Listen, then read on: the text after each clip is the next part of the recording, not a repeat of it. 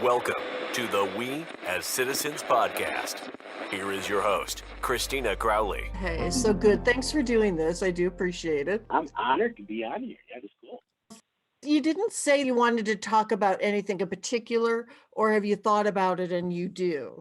I mean, because every day there's just so much stuff coming at us. Because you got the things in this idea of the politics, Yeah. and then you have what's going on in healthcare. So with COVID, that creates such a big thing, and then holistic healthcare becomes another piece of it. And then as a minority, in holistic healthcare profession within the healthcare, within the political genre. So I was like, well, how or do we want to just talk about arthritis? You know? Yeah. Right? So I think one of the interesting parts of creating this topic was really a conversation I had with the person who's president of the California Chiropractic Association, which is arguably one of the largest chiropractic associations in the world. And then I'm president of the Los Angeles branch, which is one of the biggest districts of, the districts within associations in the country, in the world. And, we had these conversations back and forth about how to improve not only chiropractic, but also minority and woman representation inside of it. And I'm like, well, do you want to try to fix a leak? Or are you trying to solve the problem? And to him, they seemed one and the same. Yeah. And I said, well, no, there's a lot more effort on one side than the other, right? You could temporarily give a bunch of women and minorities scholarships to chiropractic, come up with a bunch of one-time, or 3-year initiative where you give them scholarships to go to school that doesn't really carry a lot of money. You just have the schools throw it in there, and it doesn't cost anybody much of anything, but it creates no legacy because, unfortunately, as soon as this piece of the grandstanding of including people is over, then it'll just disappear. Or we could look at the causality, which is perhaps from both a point of perspective of if I'm an undergrad looking at healthcare, am I seriously looking at chiropractic or acupuncture? Or does it seem like, hey, no, I want to get a serious degree? So the perception of people who are coming into the profession. At the same time, it could be also looking at the game we're playing on. So if I'm 5 foot tall, 145 pounds, and I can do a backflip, but then you tell me we're playing contact football, maybe all of a sudden the playing field sucks for me. And if I'm 6'11" and 210 pounds, like a good basketball player, right? But you tell me that the game is being able to do the uneven bars and then do, iron cross on the rings, then you say, oh, fudge, this is a great game for me. And so any profession or individual that's like trying to exist in the current world is also trying to do at least one thing, and that means you have to become financially viable in the current existing game of whatever we have in life, which is mostly capital. If you're trying to do something that's community built and has this urge of not being based in money, though, you're stuck with that people then have to volunteer enough time and hours, but work like they're being paid. And then you have this question that comes up for anybody who's ever fundraised for their kids. You could spend 12 hours out there selling the bloody candy bars, but if you make $50 an hour or even $40 an hour, you might just be as well served to just donate that instead of volunteering, unless your actual intention is showing your kid about hard work. So all of a sudden, intentions can be so much different from the same activity.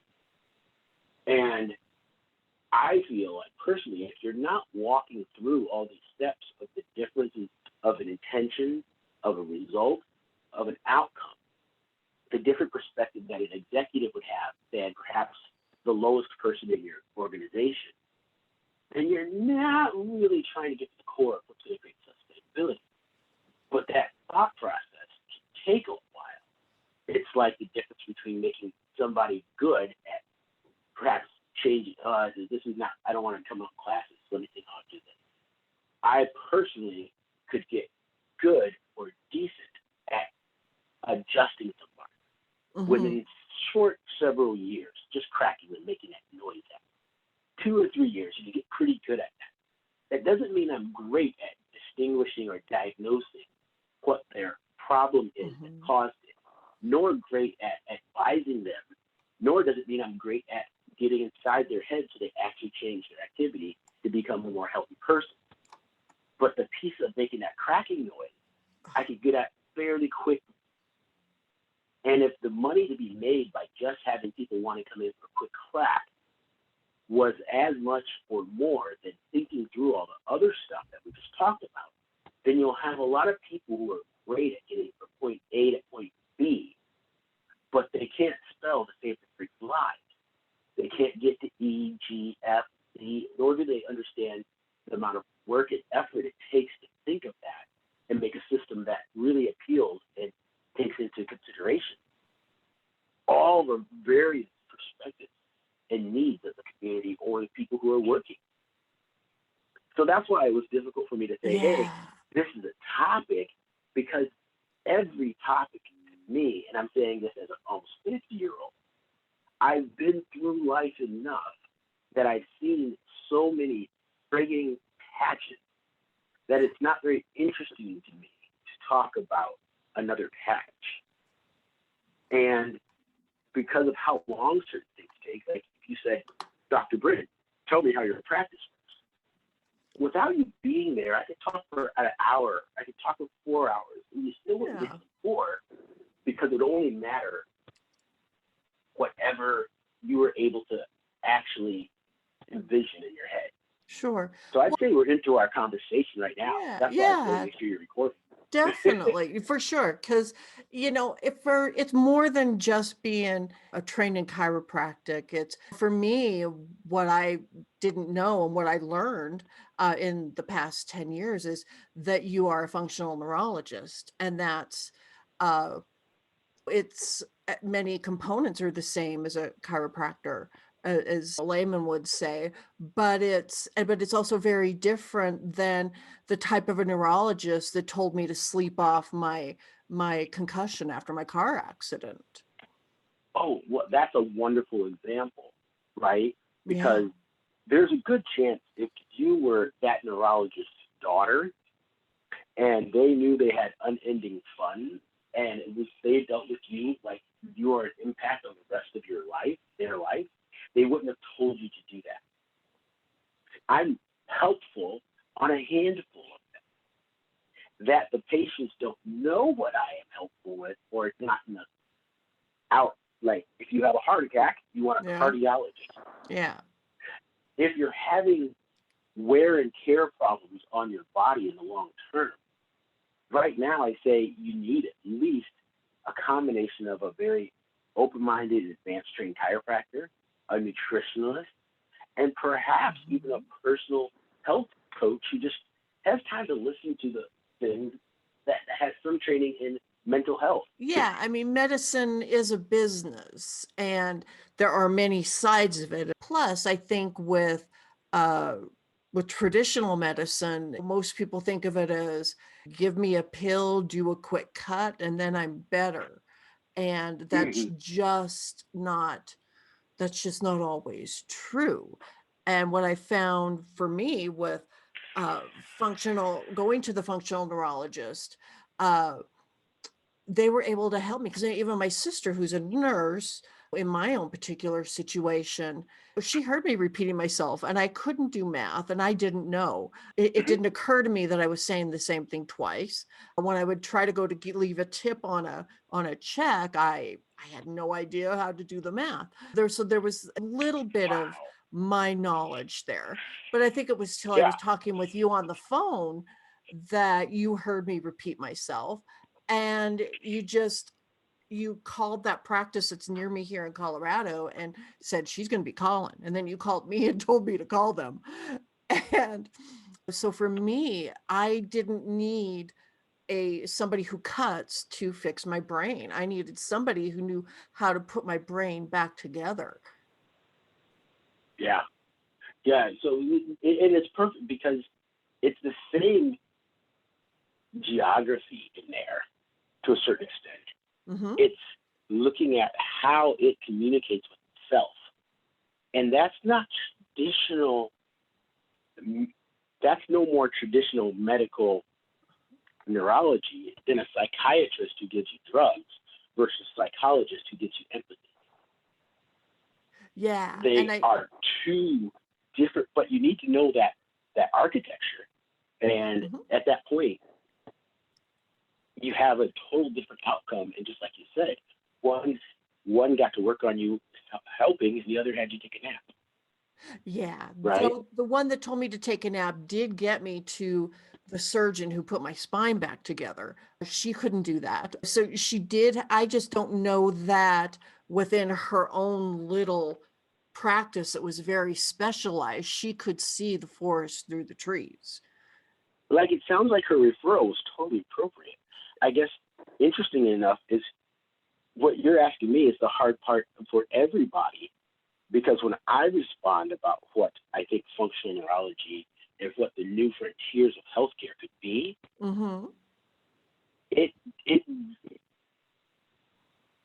it's good for, not for you now because you've experienced it. Yeah. For other people, they can't hear our words for the differences any more than perhaps a person who's always been blind listening to me describe the difference between pink, red, chartreuse. Yeah. It doesn't sound different in language. It's just completely different in experience and in the following. Because nobody thinks they need to go talk to somebody like yourself. And if they don't know that they exist, how does somebody who's listening go, oh, my sister needs to go there? Because like my sister, who's a nurse, didn't know I needed to go find a functional neurologist. She kept telling me to go back to my neurologist that could cut into me. And I think for me, what got me back to truly being myself, back to being able to live a life, was the functional neurology. It got me more back to who I am and smart enough. I don't think I ever would have got there without it. And it was one piece of medicine. So why would anybody need a functional neurologist? Can you explain that? Yes. And my metaphor, though, is going to be, why did you need roads before there were cars, right? Like, cars needed a specific kind of road that a horse doesn't necessarily need to travel on. And the hard part is, before there were cars, you didn't need them, not paved and not meted out. So the need for functional neurologists is more out of a possibility for looking at improving the potential. I would say, because what they're doing is looking at the way groups of cells in your brain talk to each other and measuring the efficiency of that output versus is it pathological or just dying. So if you came to me and you'd had a brain injury and the CT scan saw a lot of hematoma in there, or area where blood vessels were bursting and still bleeding, then it wouldn't become to a functional neurologist. You'd go to your medical neurologist. But once those things have healed inside to a degree, meaning you're not in emergency care, we're not worried about you not being able to breathe anymore. And now what you're trying to do is get your speech patterns back correctly, keep your balance longer, improve those systems that grew naturally when you were a kid. Then a functional neurologist is probably going to be one of your best bets. And I'd say you go in between a highly trained, basically functional optometrist. It's a doctorate degree. And they're very specialized in helping people with crossed eyes, one eye blind, one eye this, actually really getting in there. Usually PPO will cover them a little bit, but most people are looking at $5,000 to $10,000 in a pocket. Yeah. And then there's occupational therapists who have some neurology training who also look at the functional output, right? All three of those, along with functional neurologists, can sort of cross over. I'd say the big difference for the functional neurologist versus the optometrist is the functional neurologist will be taking those eye movements and considering them with your gaze, with your actual balance, and with perhaps any, say, a disc lesion. So I'd say they sometimes will do more, but that depends on not functional neurologist or functional neurologist. I kind of specialize in my firm. Also, we do stem cells. So I definitely focus on the pain aspect and degenerative aspect and blown discs kind of things, neuropathy. On concussion people, I know some stuff, but since I know a couple people in LA that are really great, only focus on eye movements, I usually refer to those functional neurologists instead. Yeah. And some of them don't have all my equipment or my stem cells, so I don't have to. I don't have to keep every single patient that comes in the door. Just try to make sure I have enough money to keep the doors open. Yeah. And so it's very, you're really hitting on a good point, because most people don't know they exist. If their insurance doesn't cover it, they can't do it. Yeah. Then that functional neurologist need to get themselves inside the system and do things to promote themselves. It's pretty much art. If we're going to open a business, we have to realize that we're going to have to be self-promoters. Because so it's not, it's still always a cost benefit analysis. If somehow, for instance, Medicare for all passed the way if it passed, if this was included in it, I'd be such a proponent for Medicare for all. However, if the current insurance-based model of healthcare is what remains, I wouldn't. And I don't think I'd find very many people who would agree with me for the reasons I'd want them to agree, or disagree with me for the same reasons I disagree, right? It's like, this is where that ability to see A, B, C, D, E, F, G, H all the way through, as opposed to A to B, is important. Because at a certain point, there's stuff that will fix you that generates no profit. Talking to someone can help with your anxiety, especially from a specialist, a lot. But there's no magic pill that's being sold that was made for $1 somewhere where people aren't getting paid anything, and then sold for $1,000 when you come into your doctor's office, which is how medicine makes a lot of its money. Yeah. So the kind of natural or less invasive stuff doesn't generate profits. Well, since it doesn't generate those profits, it never ends up on the stock market. You never get that huge IPO investment that allows them to do all the marketing and all the commercials that draw people in. Yeah. So it's really one of those kind of conversations that someone says, well, how do you fix this? And I'm like, the same way you built America. You got to find free money. You got to free up money somewhere. And obviously, if you haven't watched the news lately, medicine and pharmaceutical companies have a big, strong hold on both our Supreme Court and our election processes, no matter who's elected. And this isn't what I'm trying to do, what we're talking about, doesn't really move the needle for them. What are you talking about? Take patients away from us? Yes. And decrease our income? Yes. And make it so we're not, yes. We're not quite voting for that. Yeah. So it means now we have to create functional neurology. And right? also, and I'm going back to what you kind of said before, because I think that you're not really taking patients away from traditional medicine. Aren't there always going to be enough patients to go around? Aren't you just making it more feasible for the regular Joe to be able to find out about this kind of non-traditional medicines so that maybe they can be healed in a way that's more beneficial to them, making it really more about the patient? I love that you said that. That is 100% accurate. That's what I actually don't disagree with that at all. It's just that when you get to the course of action of how that would happen, do that. Yeah. You'd really be telling the medical people to send their people to us, because almost 100% of people in a car accident that hurts them end up in the ER. Mm-hmm. And of those people, they get referred to PT or their medical people. Yes. We have almost, like, it's not even an intelligent percentage of cases that get referred from the ER or told, go see a functional neurologist, go ahead see a rehab specialist. It's such a big disconnect that now you got me inspired to do seminars for emergency.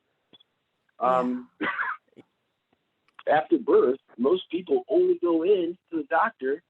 They go in more for ER visits, and we're talking about America. So yes, if you're a middle upper class person and your parents had good insurance, they took you to your checkups and you go every 2 years or every year. Yes, that's not normal. No. Unfortunately, that's the myth of normal, Yeah. but that's not normal. And then the physicians, because of the way insurance pays for those visits, they're not doing an all points bulletin and measuring this, looking at how much this grew, this. They're doing they're doing lab work that, unless you've got some hideous disease, if you do, they find it. They're pretty decent at it sometimes. But Yeah. they're not looking at, oh my gosh, your child is wearing out their right shoe really, really fast. Let's take a look at their left and right hips, because they shouldn't be wearing, they're only 15 years old and they're walking on that right side that much, then there's a functional or walking abnormality that's going to get exaggerated. And then when they hit 25 and their body stops repairing itself as fast, it's going to exaggerate it to hip problem. Yeah. And then everybody's going to be looking for it. And then what they're going to do is talk about hip bracing, PT. And then if you don't, because the PT doesn't usually change if the brain's decided that it wants you to walk on your right leg more by the time you're 15 to 20. And it's not because of just one, like, someone has a 4-inch longer leg than the other side, or a noticeable car accident. Right? That habit becomes ingrained in the brain. Yeah. Well, undoing that isn't necessarily done by PT, though there are a few PTs who are good at it, because that's going to be in vestibular and lower brainstem rehab. Yeah. Such that the brain starts taking new cues. Well, Jesus, there's only one group of professionals that spends hours figuring out how to, years to master getting you to walk another leg. And that's functional neurologists. Yeah. Right?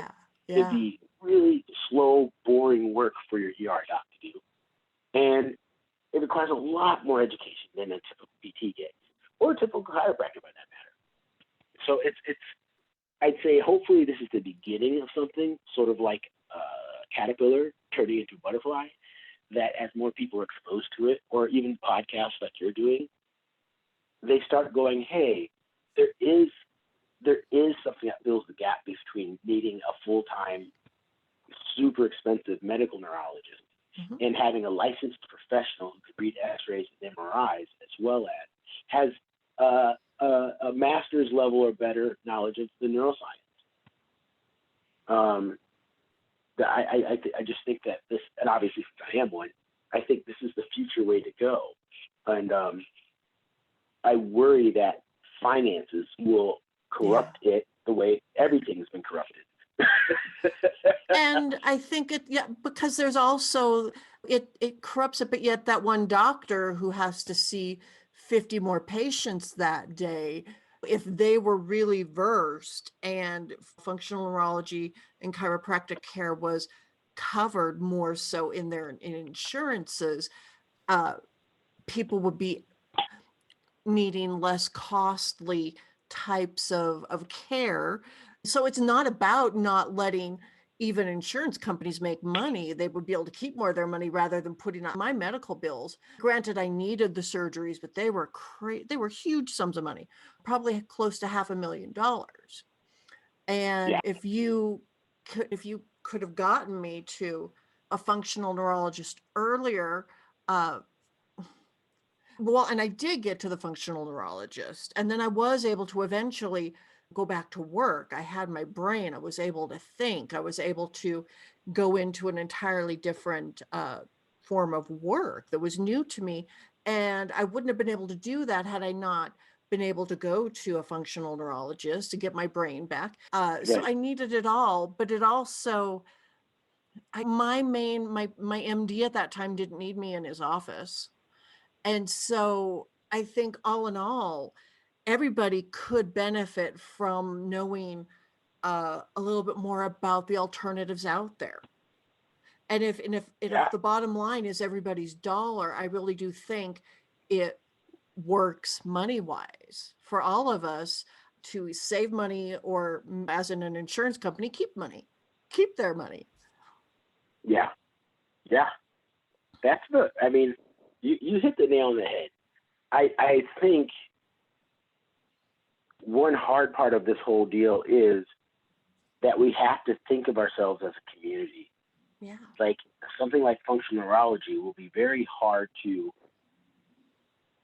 make for the public as long as people don't realize that we're all paying into the same I don't even know what the word is. Like The same, that yeah. we save the insurance company's money Yeah. is nothing that the average person really cares about. Uh-huh. And that, no, I don't know. Maybe we're getting over my head here because I'm not a financial wizard by any means.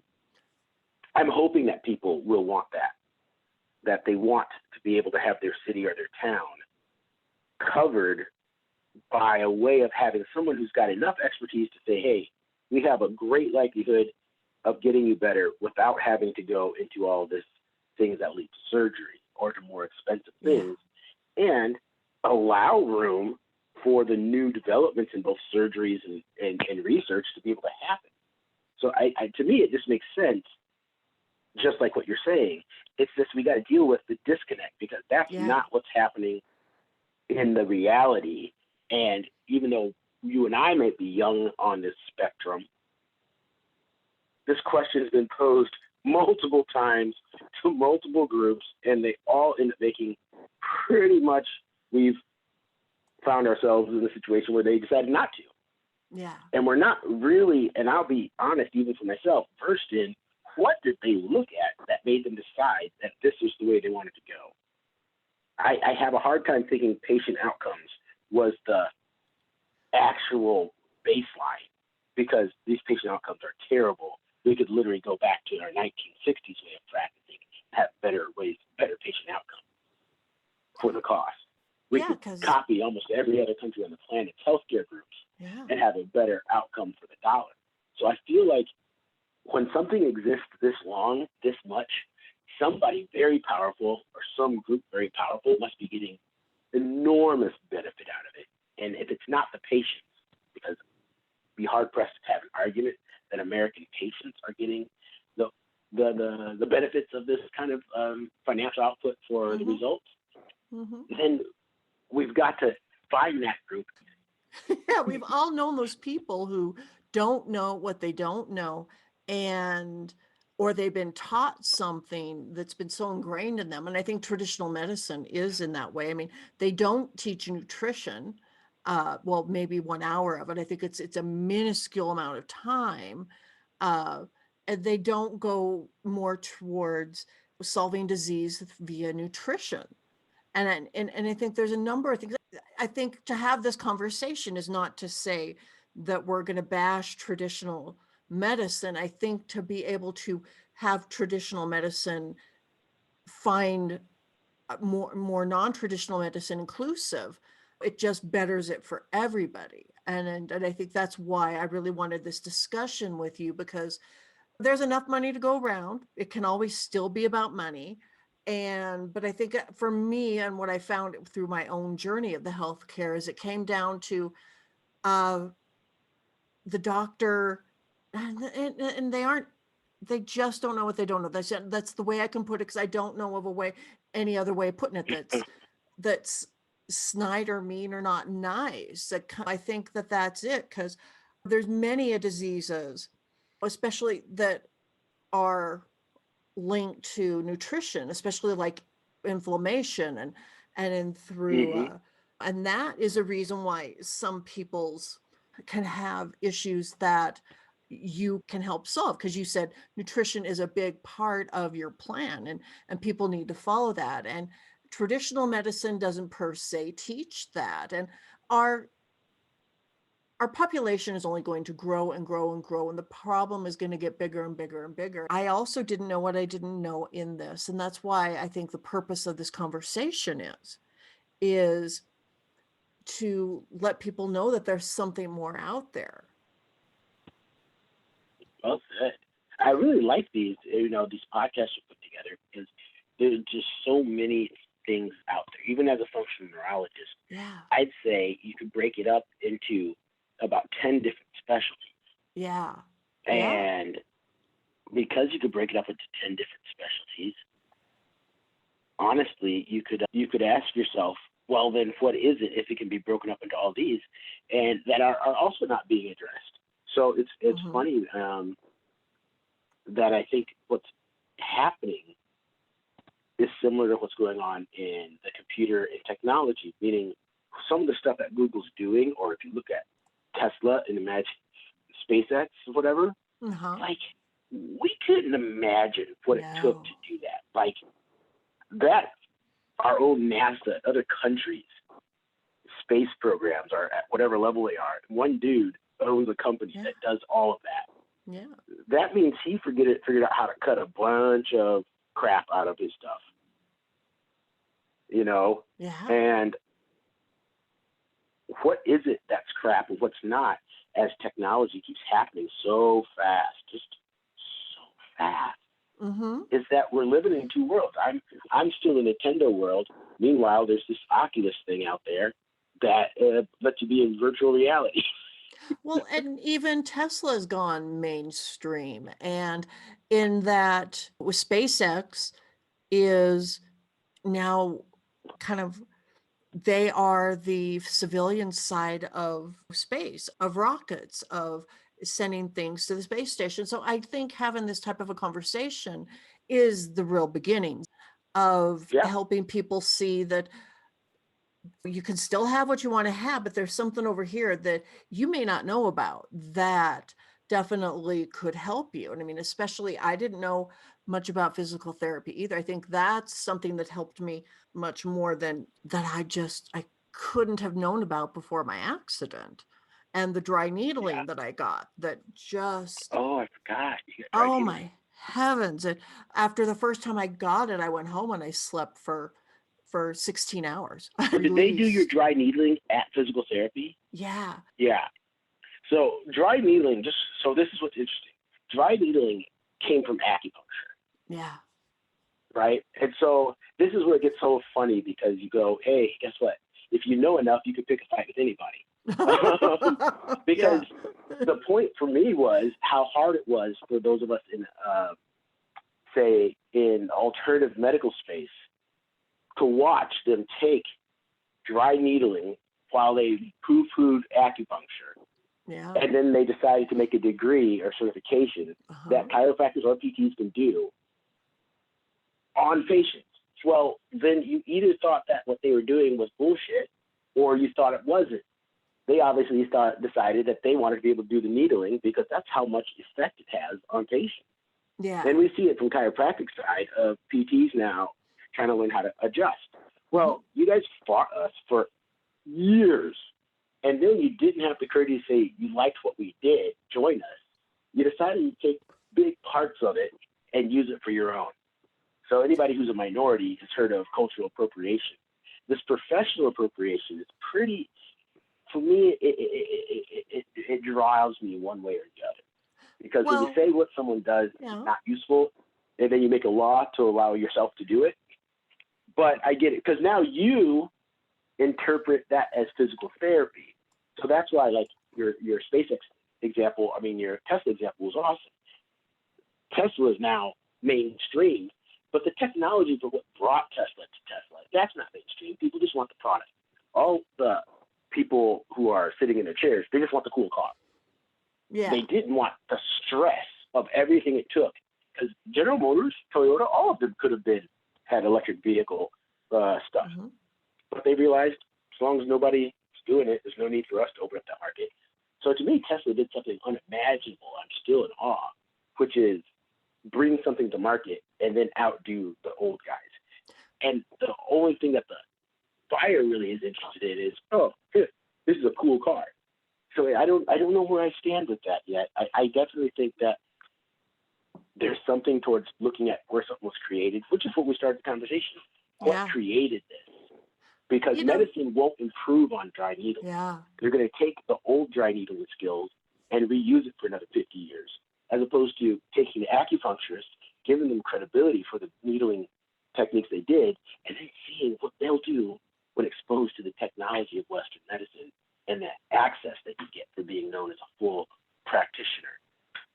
And the So respect that would have. I asked my physical therapist, I said, isn't this acupuncture? And he was, I don't know, at the time it was many years ago, he did say that he deals more with the muscles and the meridians of the body, that acupuncture deals with the meridians of the body. And I didn't know enough. I was just like, well, isn't this the same thing I can get from my acupuncturist? And he said no. And so that is how he explained it being different to me. I am not a Yes. medical person. I don't know the difference, whether it's a meridian or, what has to do with the muscles. That's that's another intra-professional difficulty that we'll see what time Yeah. says, right? Yeah. Because legally, and I'm not an acupuncturist, so I've got to be careful talking about stuff that I am Sure. not always legally accountable for. My understanding was that acupuncturists were forced to talk in a certain kind of words. See, what's getting shaped for you guys is the words we're allowed to use. So when I put out an ad and I say, hey, we help treat arthritis. Well, 5-10 years ago, I could get my ad pulled and have my license taken back, right? Yeah. Because they said you're only able to say you can help with some of the symptoms from it, which is the opposite of what I've sworn and I've decided to do this profession for, Yeah. which is treat symptoms. So what happened with the acupuncturists as well is the vernacular that they were allowed to use, starting as far back as the 1950s, and then you figure this today's acupuncturist was taught by the old acupuncturists. So the old acupuncturists learned how to survive the system of the way they were sort of, and I'm just going to say, oppressed in their career and their ability to express themselves. Then the young acupuncturists will have no other choice than that as well, because they'll only be taught from that derivative knowledge. Yeah. And that's the hard part, because I know everybody wants to get to simplicity, but simplicity based upon appropriation is no longer simplicity. It's the destruction of a career, it's the destruction of a profession. So there's always these different levels. Your person probably was just a guy who woke up and just decided, hey, I want to do more than just PT. I want to add on to that with dry needling. He had nothing to do with all the legal ramifications of blah, blah, blah, blah, blah. Yeah, he wanted to help people with pain, and that is his background. He had to see so many patients a day too. I think it's that broader impact, the broader implications from what he was doing. And it probably was a business decision also from the company that he worked for, to bring this in a way to help people. And so what do you do when you're faced with that? So how do I set it right without now just going ahead and becoming part of the medical system? If I think what the medical system is going to do is continue, let me see how I'm going to say this. If I think right now that the medical system looks at people and says, we could have fixed this and it was cheap, but we didn't feel like it, and we trained all of our medical providers to be a certain way, so they won't even witness the beginning parts. Why? Because the public doesn't want to know about this until it's really bad. They all have a good reason for it, but is that what's best for us as a system? And that's what sort of gets into my way. Because otherwise, you could just explain away almost any sexism or any kind of, I hate using that generalities, any kind of, in law, they call tort law, right? Tort law is who's damaged. You can just explain away all the damages, and the person who was the aggressor or the groups that were the aggressor just get away with stuff. But I think that's life. I think that whether I like it or not, it drives me. I get your example there, and that is, and I think because I come down to, there are things that we realize are just going to happen, and how do we? That's partially why this conversation. There are no simple answers. Yeah, there are no simple answers for it. I just wonder why people want simple answers. Anybody who's raised a kid realizes there's no simple answers. So that, to me, has become a cop-out. Maybe you could have said that in 1950s for the system, in the 1910 when we were doing a reset. But right now, I like, and I'm on your show, because I think there's a point in which people all of a sudden realize that some of the things that have been told to them were not accurate. Yeah. And a chance to actually reconfigure. That's what I love about your show. is that it's not, we can't just keep saying that bad shit's going to happen. Because guess what? What bad shit happened to Trump and his kids? I'm sorry. It doesn't just happen. It happens to you. Yeah. Well, and I Right? think we think that there's simple answers because people, they have their avatar that they put out there to people. We think that there Yes. are simple answers when there aren't. No, there's not. Not when you're dealing with the complex ecosystem of humanity, right? There's Yeah. times when I want to go get lunch. I've got to go to the bathroom, and I promised also a patient I would have a file done. And I have 30 minutes, in which all those is the only time I have to do.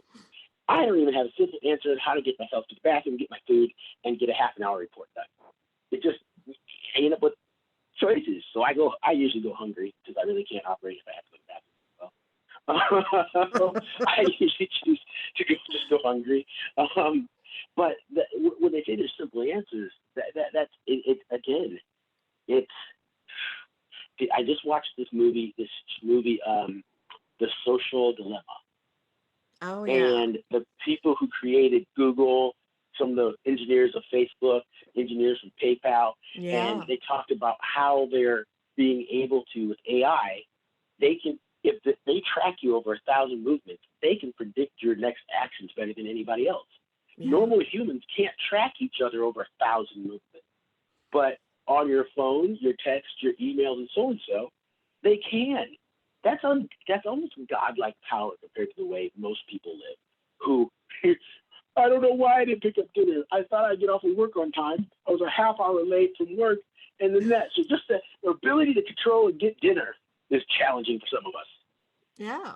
How is tracking 1,000 activities over the course per day, over the course of a year, going to give somebody else a selective advantage of knowing what you're going to do? Just because you don't know it, we do. People do. That's how my marketing works. I get an 18-to-1 return on every dollar I spend on Facebook ads. 18-to-1. If I go out of business because I got tired of just doing work, Facebook does all the advertising for me, finds people who are already injured, find people with MRIs already. Like, you just don't understand. There's very few we take a group of 1,000 people, if we can find out what they do and a little bit about them, there's very few of them that they can't predict their activity. Yeah. It's just us, individuals, who can't predict it. I wouldn't have a business if I couldn't predict what you guys were going to do. So it's very hard on me if I allow consumers to live day to day. But that consumer's day-to-day life means that their ability to understand the gravity of living that way, letting them keep living like it's 1940 when we have technology 2020, it's really just going, okay, so here's what I'm going to do. We're going to just tell you guys the stories you need to be told, because we can tell from your internet activity, here's how we get you. If you're a guy, we put a picture of a woman with breasts, and then we talk about how she didn't like, and I'm sort of being generalistic, right? And we put those on there, the likelihood of you clicking goes up 10,000%. Now, not for every guy. Some guys need a car. So I've got healthcare ads with a car on there. And for women, it's really about taking care of the family. Even if they're single, your family's health is your responsibility. We don't get a lot of responses from men doing that. We get 5,000 a week from women. So we've got an idea of, even if I don't know you specifically, for my business to dominate, I only have to know what about 50% of people are like. And I don't even know it. My marketing company knows it. And then they sell me that information. Mm-hmm. So when you're saying, oh, we got to just let it go, there's just things that don't just happen. No, that level of, for the human life, that level of, randomness, doesn't really exist. It's pretty predictable. What's not predictable is, will you have a good birthday? What's not predictable is, will you like the present your husband got for you? And what's maybe not predictable, are you guys going to stay married? Which seems to be a 50-50 now. But are you going to need to get toilet paper? Yes. Are you going to need to buy water? Yes. Are you going to have to get your car in a repair shop? Yes. How often? 1 year? Every 2 years? Every 4 years? Well, we can look at other parts of your life and know that, yeah, you're a 4-year person. Nope. After oil change every 7 months person. If they are, then we send them oil. We make sure it costs more to get oil added to them because that's the kind of person they are. I had a friend explain to me once how all decisions are made, and he put it in terms of, can they play with their toys and how much toys can they afford? And that's what they want Nice. to. Yeah. That's how they want to do what they want to do. And that's as far as a lot of people really want to think about things. And whether it be, he didn't know the reason behind it, but he knew that much. And I think the reason AI knows that now is because AI is many, many minds. It's not just our one mind. Okay. And I think being so niched as we are, that we can get to know that. That's a good word. Yeah. Wow. Well, because here's crazy. The AI kind of stuff that you're seeing now has only existed for 10 years. Yeah. And in that 10 years, almost every corporation major that's been using it is now a multi-billion-dollar company. Well, now, the difficulty with that is if you go by the way that we vote and create our infrastructure in the United States, Yeah. and again, let's get back to healthcare. If AI is sending you stuff about getting lower premiums on your medical or your drugs, then that's what you're going to vote for. Yeah. Because If it's showing you that there's holistic care out there, yeah. then that's what you're going to possibly vote for. People think pharmaceuticals and medicine are things. They are not. They are two competitive cohorts. So it's not one thing, but I think with the shows like yours about just getting people on and sort of sharing your story about that you had concussion, and for me, for getting run over by a car. Yeah. And when UCLA was done with me, I was still pretty much one leg not working and had to wear diapers. Mm-hmm. And that functional neurology got the nerves, and they knew how to use laser to rehabilitate the nerves in my leg and my back. So now you can't barely tell me from a normal person except for my weird personality. But I think people don't know, and they aren't going to look for it. And maybe I'm answering the question that we kind of started off our conversation with is, we don't know and we don't want to know until we don't feel good, until our health is gone, until something is wrong. And we do go look for that pill. We do go look for that cut me open and fix it. Even though I wouldn't let you cut open my brain, but I still wanted it fixed. Do you think that medicine and alternative medicine becoming just the same, plain old medicine, do you think? I think they will. I think they'll get cohesive. I'd say the thing about them being separate right now is the difficulty, because that separation is, I think every cardiologist should know about us.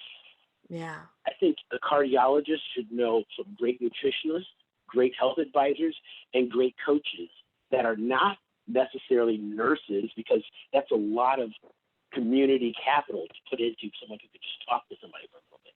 Uh-huh. But for a traditional chiropractor, this is what they do as their livelihood, right? We give talks, health talks, communicate. I mean, nobody else has figured out how to make a plan of free health talks, a good business model, than the chiropractors. Nobody. Everybody else is like asking their nurses to volunteer, and they grumpily, or their doctors like, I'll go do. No, I don't want. They're figuring out how to do, what do you call it? Webcam, telemedicine.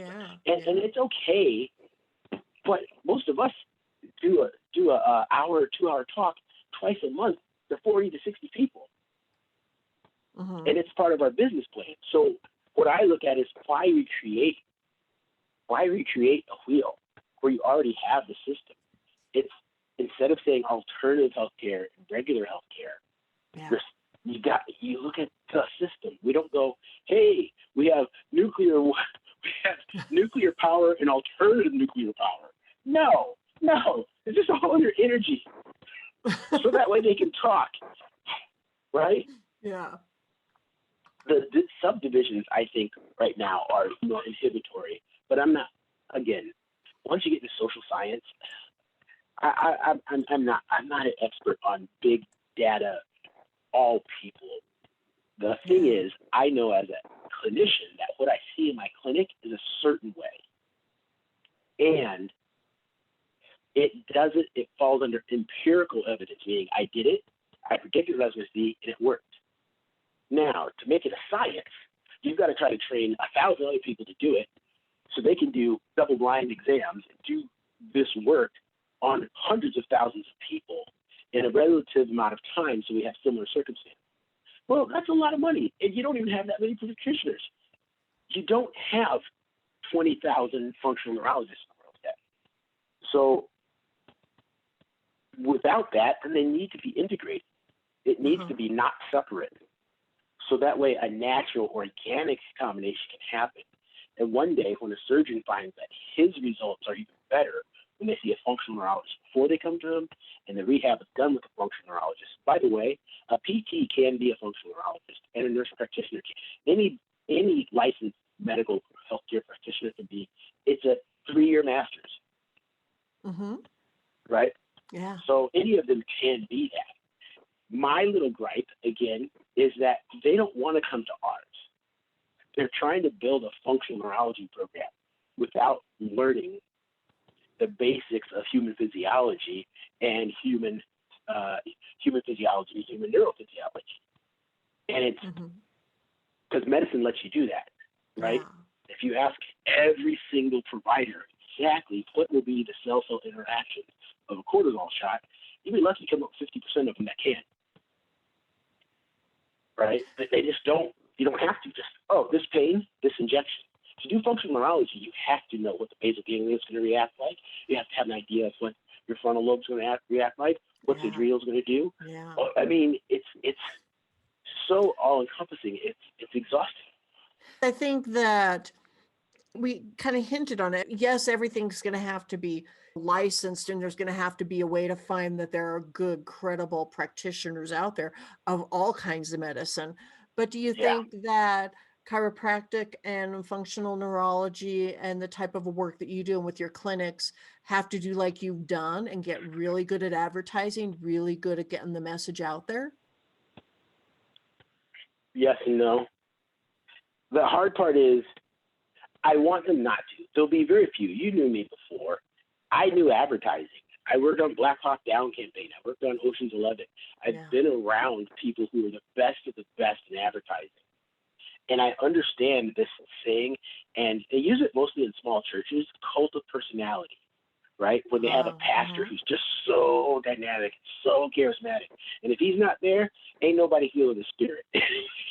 Deacon Jones is leading today. Oh, you know what? I realized I got sick. This Deacon Jones, Pastor Muhammad's not there. I don't need to be, because they really associate, they like the Panther and the personality. Yeah. And so that's what I live off of right now, is the fact that I have experience in both marketing and advertising, and I know how to shut the heck up and let the patient do enough of the talking and steer them, meet them where they are and steer them. Well, that's not the typical strong point of most science-oriented people.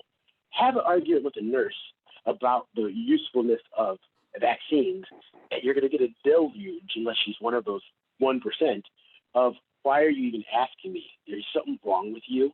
Of course, ask them about why are they doing this. It's just not. A science person lives and dies on their theories and their personal experiments of those theories. What's that? Could you go to UCLA and see a Nobel Prize person or whatever? And you're rarely going to talk them back from whatever allowed them to have their professional confidence. So the reason I say all that is I want more better scientists in functional neurology.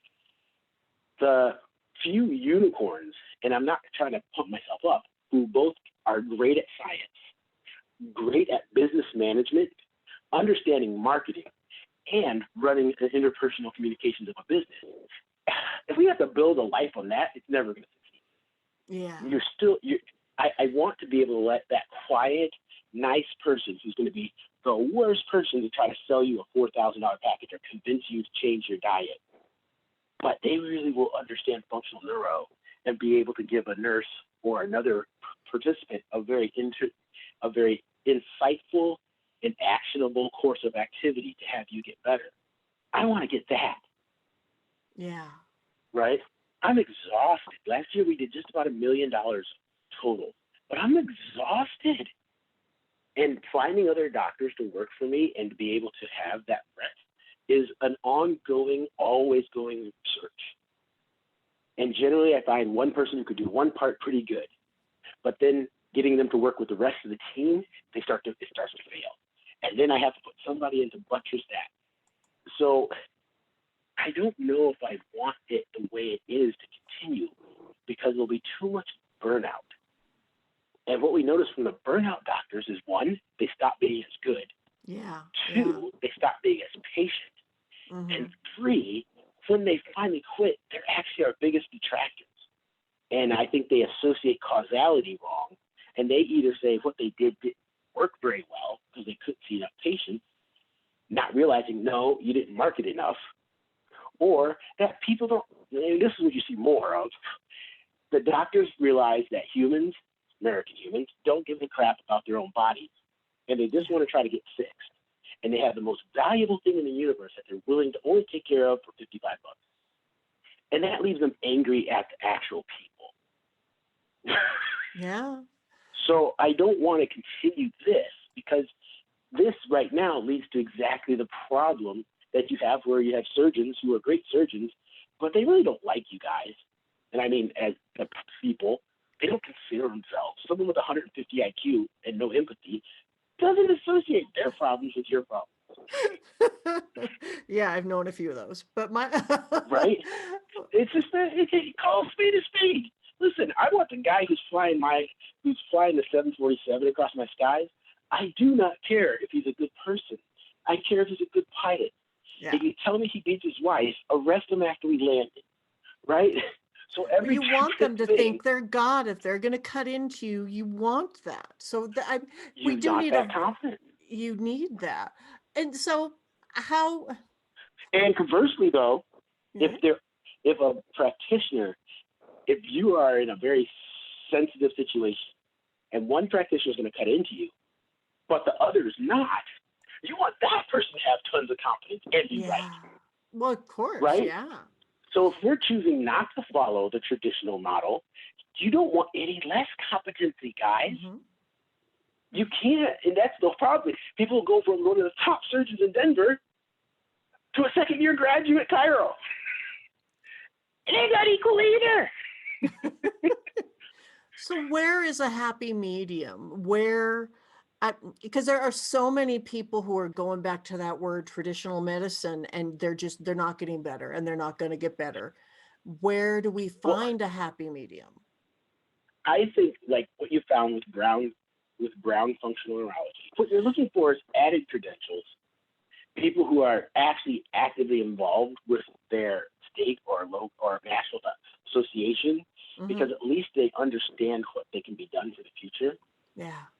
Right? For me, having to integrate and understand what Kaiser's doing, what are Kaiser patients coming from, can I fix somebody without that? Yes. But by knowing that, I know what kind of x-rays you're going to get. I have an idea of what's going to happen when you get a CBC.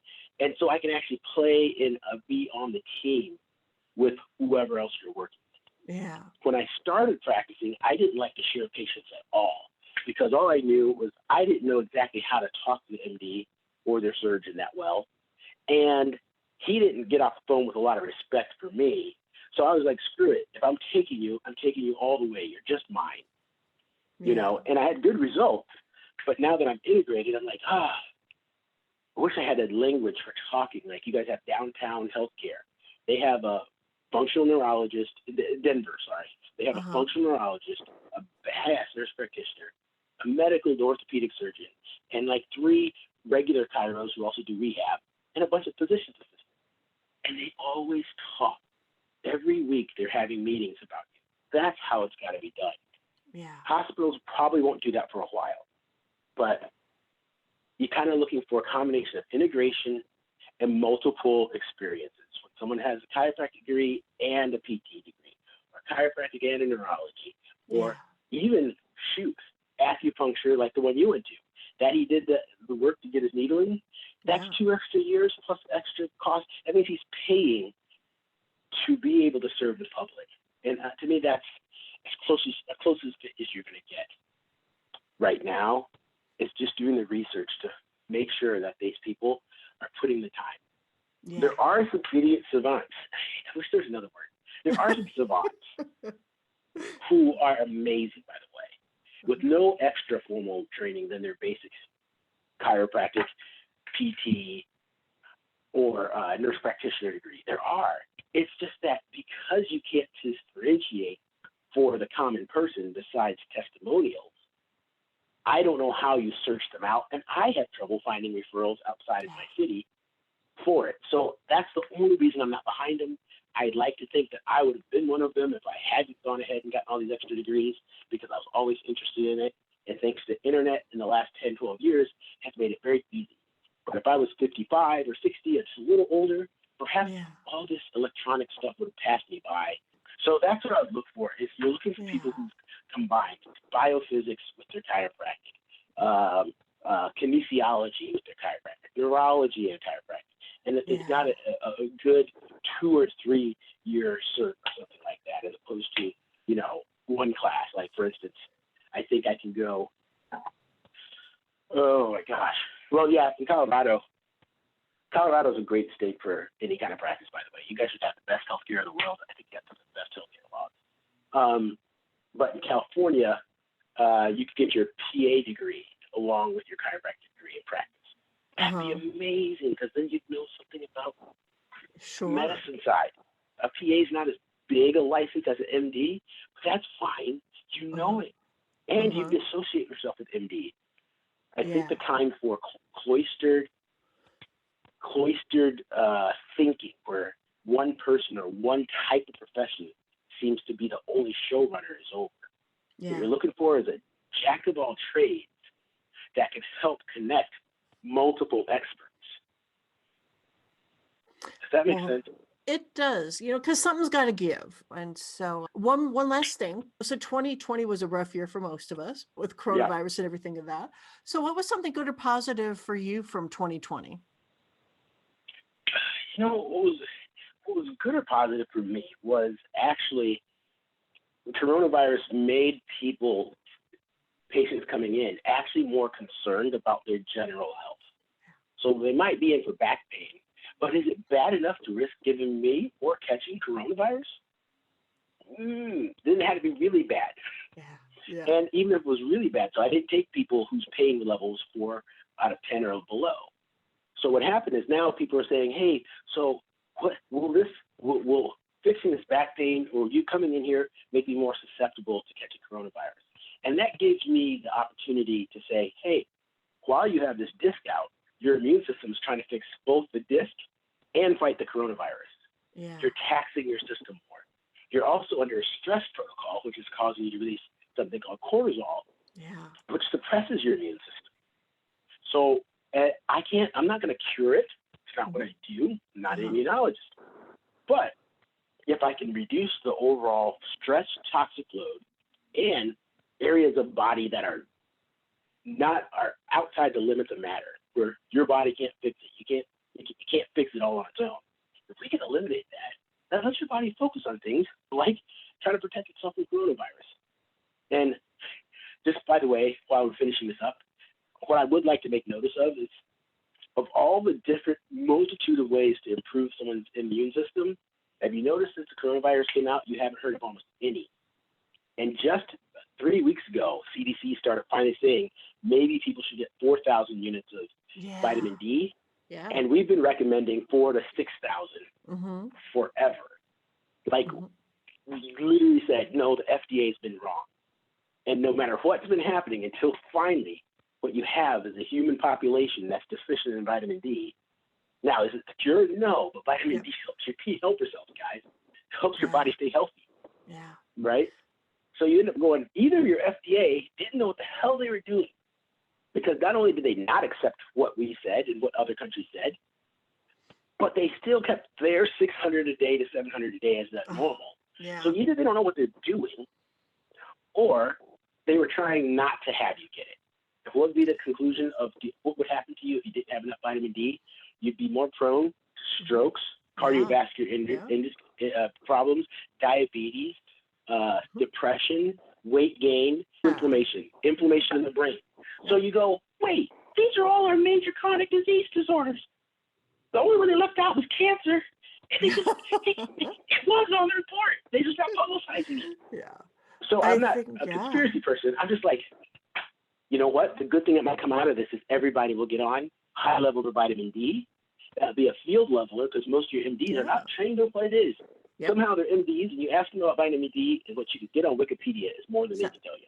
It's that lack of nutrition knowledge. Yeah, I do think that's one amazing thing is we are all a little more worried about our health. And I think the vitamin D in helping us, a lack of vitamin D is a bad thing in a lot of ways. So that's an awesome thing. People being a little more worried about their health. I know I fall into that. Thank you so much for talking with me today. And we've talked about this from time to time, and it's good to have you on the podcast.